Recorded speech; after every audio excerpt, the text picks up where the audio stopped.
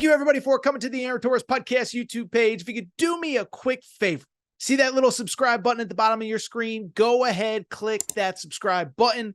Really does help our channel grow, our audience grow, and I really do appreciate it more than you know. So click that subscribe button. Appreciate your support. Now, here's the video that you came here for. Priority topic that I do want to get to before we put a bow on the show. That is the state of the USC Trojans. For people who don't know, I think most do. I live in Los Angeles and I'm not from LA, but I bring it up because I'm constantly asked about USC. One, just by the nature of what I do, they are a polarizing topic because of Lincoln Riley, but obviously in my everyday life, you come across SC fans, etc. And let's just say that things are not very good. And let's just say that things did not get better after Saturday. So let's go ahead and dive in. USC traveled on the road to Washington. I'll be obvious.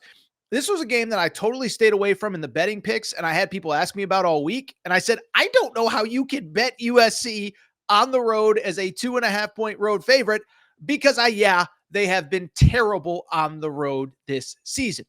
Well, what happens? They go up to Washington. They fall behind. They rally. They have 2 red zone opportunities in the final minutes, but cue dramatic music. Drum roll, please. They could not win. They lose to Washington 26-21. Now, of course, if they just lost to Washington, this wouldn't be a topic.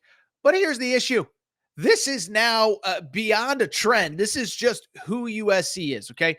The stats right now on USC, I'm just going to be transparent, are totally jarring as far as where this program is right now. As things stand, USC is 4-5 overall, okay?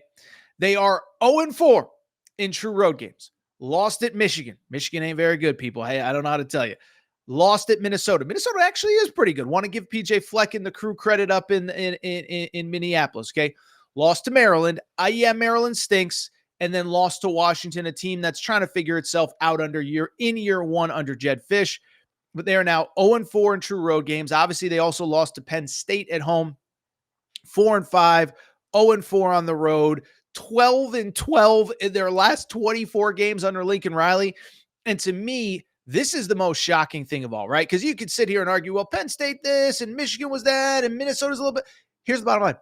Do you know that right now, as we record here, Sunday night, Monday, whenever you're listening, USC is currently 15th place in the Big Ten standings out of 18 teams. They are in 15th place. The only teams behind them in the standings, Purdue, who's terrible, Rutgers, and Maryland, who actually beat USC. So it's a train wreck. It is a disaster. And I've had a lot of people ask me, like, point blank, Torres, you think Lincoln Riley will be back next year? And so let's dive into it. Let's talk about it. We talked about it a few weeks ago. I think it's worth kind of re-talking about here because it is just such a train wreck. And let's just get a couple things out of the way. One, do I think that he's getting fired? There's 0%. Okay. And we don't have to get into all the logistics. But, guaranteed contract. We don't know all the details. USC is a private school, so it's impossible to know exactly what he is owed. But we know if we believe the reports when he was hired, he signed for a guaranteed over $100 million. So there would probably be somewhere in the neighborhood of 80 plus million still owed to him. As somebody who lives in Los Angeles, I am here to tell you, that is not going to happen anytime soon. He's not leaving. He's not getting fired. It doesn't matter how bad it is. You're not getting fired, no matter how bad the season is, even after a disappointing season a year ago. I think what becomes interesting, and this is a conversation I think a lot of college football fans are having, is there some sort of escape hatch for him? First of all, again, because of the contract situation, we don't know the buyout. We don't know what he would owe USC if he leaves. We know what USC would owe him if they fired him. But is there an escape hatch? And I think right now the answer is no. Because people say, what about the NFL? What about this? What about that? The Chicago Bears, maybe Caleb Williams needs a new head coach after this season. And look, maybe it happens. I don't know. First of all, just from the Caleb Williams Bears perspective, the Bears are not an organization that has a quick trigger with head coaches. But independent of that, here's my question.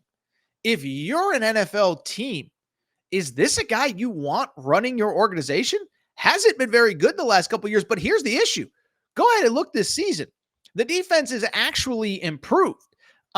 It's not perfect. It's not Georgia. It's not whoever, but the defense is getting better. The offense is actually struggling quite a bit. I'd take it a step further. And oh, by the way, I would say this last year, and we talked about it on this show. I think he did not get the most out of Caleb Williams. And when USC lost those 2-3 games and there was talk about should Caleb Williams opt out, it was the only time in my life I've defended a player on the opt-out conversation. I don't like opting out. I think it's soft. I think you're going against your team. But I was like, the whole USC organization is letting down Lincoln Riley. They couldn't block for him. They couldn't run the football. There was no difference-making wide receivers. Lincoln Riley did not call very good. So it's like, if the argument is, well, I mean, what about the NFL? It's like, why would an NFL team want him? He's 12-12 in his last 24. And if the argument is he's some offensive genius, sure don't look it to me going forward. And so I think he's going to be back. What I think is going to be fascinating is two specific questions with Lincoln Riley and with the state of USC football. The first thing is, I don't think that you can bring back Miller Moss. Okay. I'm not trying to blame one particular player. It's on the coach. It's on the entire staff. I just don't think this guy is good enough. For people who don't remember the story, they were trying to recruit over him in the portal a year ago. They brought Will Howard to campus, but Miller Moss goes to the bowl game. He has a month to prepare for Louisville. Louisville loses in the ACC championship game. They don't want to be there. And all of a sudden, Miller Moss looks like a god. He throws for 6 touchdowns, and everybody thinks he's the greatest thing ever, including me, by the way. I was like, oh, keep this guy around. Well, he's clearly not the guy. 64% completion percentage, 9 INTs so far this season, only 18 touchdowns. Those numbers are not very good for a Lincoln Riley quarterback. But my big question is, who do you go out and get? Obviously, they have a 5-star committed named Juju Lewis. We'll see if he actually stays committed. I'm starting to have my doubts that he will. But let me even take it a step further. And this is where I think why Lincoln Riley might try to want to get out the side door. I think it's going to be really hard to raise NIL money this offseason. And this is a conversation that we've had so many times on this show with so many different coaches, so many different people. But in this NIL era, you basically get a pass on one bad season and fans will still give. And I think, we've seen it time and time again where you have a bad season. We need more money. We need better players. We need this. We need that. Well, you have that second bad season after the fans anteed up and ponied up. I think it's hard to go to those same fans and say, yeah, we need more money because your money got us what is looking like they're 4-5 right now. We're looking at realistically probably at best a 6-6 season, right? I mean, 4-5, they got to go 2-1 over their final 3, which is Nebraska at home this weekend, or Nebraska at home after the bye, then at UCLA, then Notre Dame. So they got to win 2 of their next 3 just to get to bowl eligibility. And so that's the biggest reason why I think Lincoln Riley might try to get out the side door is how is he going to raise NIL money? Because here's the thing. Like I said, boosters aren't, they don't love the idea of giving after losing seasons. But USC fans, it's true. A little bit even more of a fickle fan base. Like we want to win. We want to win big. We're USC. We expect to be great. We're the place of Reggie Bush and, Marcus Allen and Matt Leinart and whoever. So they expect greatness. And now I just don't know how you raise that money. So I could go on and on. But at the end of the day, this is a fascinating story that needs to be watched and needs to be monitored because it is getting ugly. I'll be curious this week, bye week.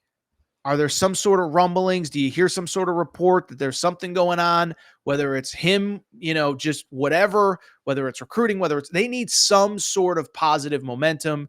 They're 4-5. And I think the jarring stat that I didn't even mention, they're 1-4 in their last 5. The only win at home against Rutgers. By the way, that was night of game 1 of the World Series. So the Coliseum was empty. All of LA was watching the Dodgers, watching Freddie Freeman hit that walk-off grand slam. So you just talk about a bad place for this program right now. It is really bad. It's not getting any worse.